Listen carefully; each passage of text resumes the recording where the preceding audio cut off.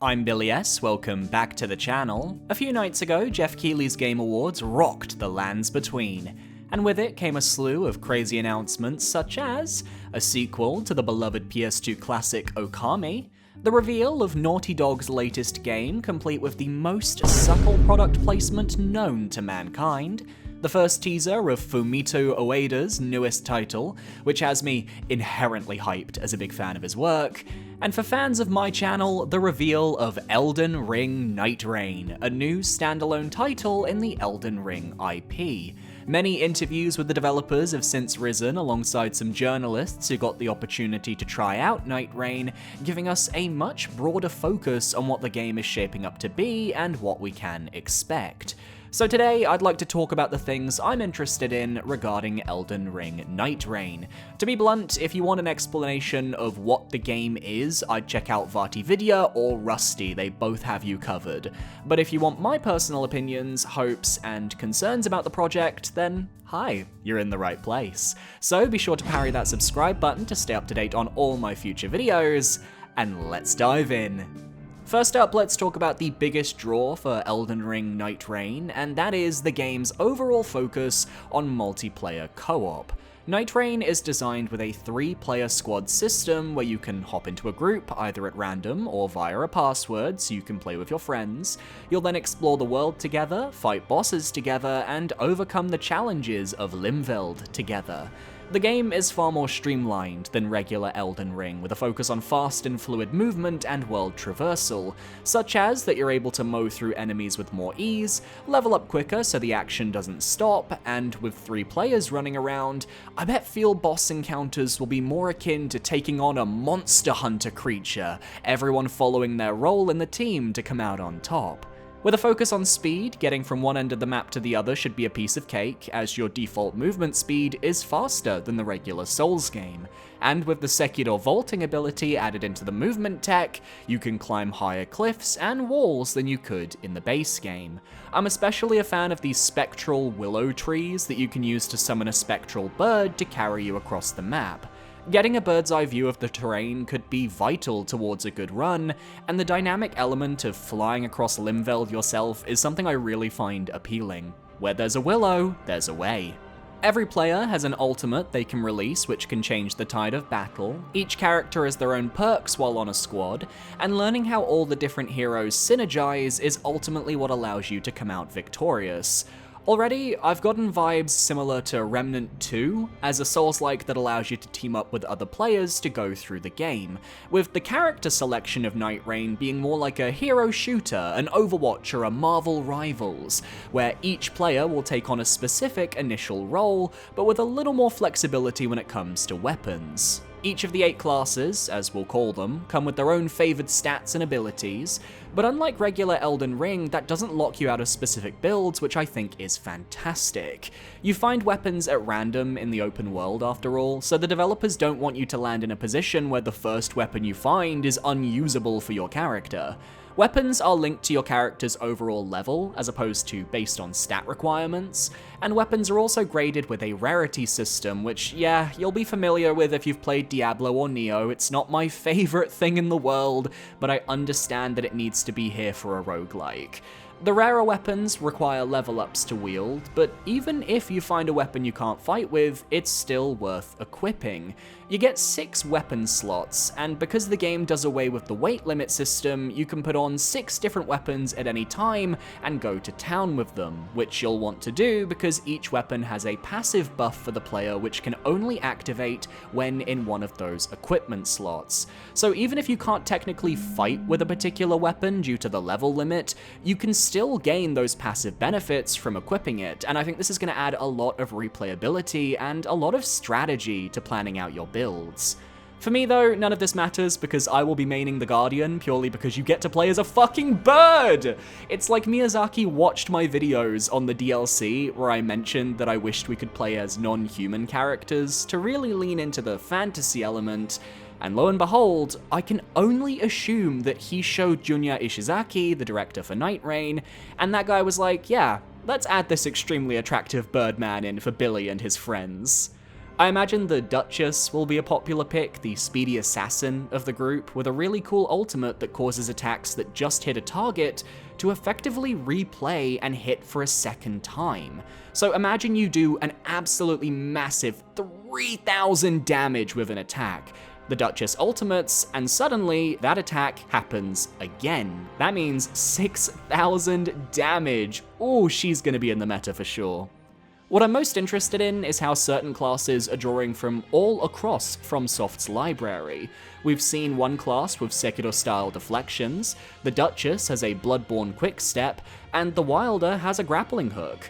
Perhaps the most exciting thing I saw though came from this archery class. As you can see in the trailer, the archer disrupts the grab attack of the creature they're attacking, which means maybe we can finally stagger enemies out of grabs, saving our companions from imminent death? This is game-changing, ladies and gentlemen.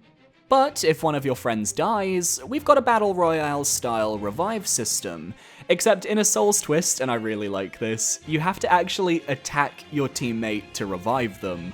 I think this is a more dynamic solution than the usual stand still while a bar ticks up system that wouldn't really have a place in a fast-paced Souls boss fight. And I think it's just funny to smack your friend in the face because they had the audacity to get downed mid-fight. Speaking of Battle Royale mechanics, I'm intrigued and a little worried about the Ring of Rain that surrounds the land of Limveld where this game takes place. It's the system you all know from Fortnite. The ring will shorten as the day progresses, and if you're outside of the ring, you'll take continuous damage until you either get back in the ring or you die. It encourages players to explore the outer parts of the map first, then work their way inwards, but with the layout changing each playthrough, there's no guarantee as to where the best loot or the toughest field bosses are lurking. I think it'll make for a fun time overall, but I can already see a situation where I'm underground and suddenly the ring just passes over me and I start to die while I'm trapped in a catacomb. It will happen, and I'm gonna cry. Luckily, I can choose to not have any witnesses to my failures, as it is entirely possible to play the game solo, and thank the gods. To be blunt, while I will be dabbling in the multiplayer system with random players, I will probably be playing this game solo for a majority of my runtime. This will likely leave me with a different perspective on the game compared to a lot of Souls YouTubers who have a very tight-knit community to play with. I've always been a bit of a lone wolf in that sense, because I just like that I can sit here, do my own thing, make my videos, and then just kind of go on with my life. If crossplay is available at launch, I might have a few friends I can hop on the Limveld battle bus with, but with the fact that the game is fully playable in a solo setting, even if it's designed with the 3-player squads in mind, it gives me a lot of hope. You know, in 20 years, when the servers go down, it means the game is still fully playable. It'll be like playing a normal roguelike in that sense, and I'll only have myself to blame if I get murked by any of the field bosses or main fights on offer. If anything, it's just a harder difficulty mode. Speaking of, should we talk about the bosses? Because this is the most controversial topic of the game's reveal, and I'll freely admit I still don't know how to feel about seeing your friend and mine, popular character, the Nameless King, in all of his glory in Limveld. Nightreign is a game that is reusing FromSoft's vast library of assets to create a true multiplayer experience. And initially I was very skeptical. After all, we have an attachment to the bosses of these games, and it can feel very wrong seeing them outside of their natural habitat. But on the flip side, and I've been thinking about this, because this is a spin-off title that likely aims to celebrate Elden Ring and FromSoft's lineage as a whole, seeing these legacy bosses in the game could actually be a boon.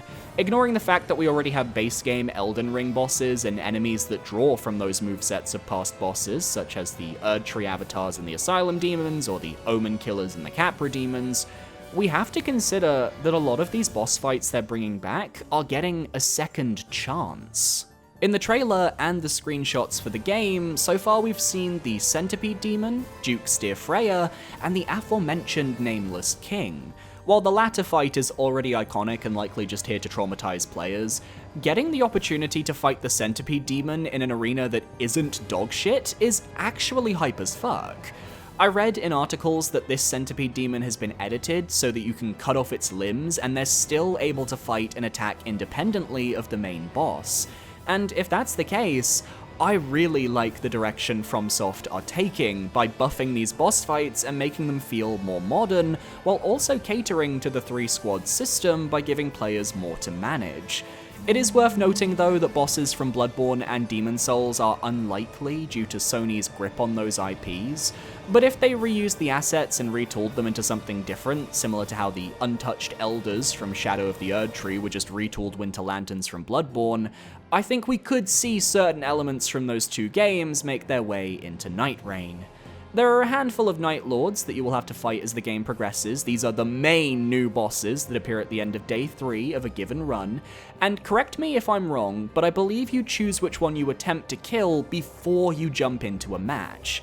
The only one we've seen so far in the trailers is Gladius, a 3-headed Cerberus creature, but what I like about this boss and what we've seen of him is how he has the ability to split himself from his Cerberus form into 3 different wolves throughout the fight, which is clearly designed with the 3-squad system in mind, as you would have one player take 1 wolf each during this phase.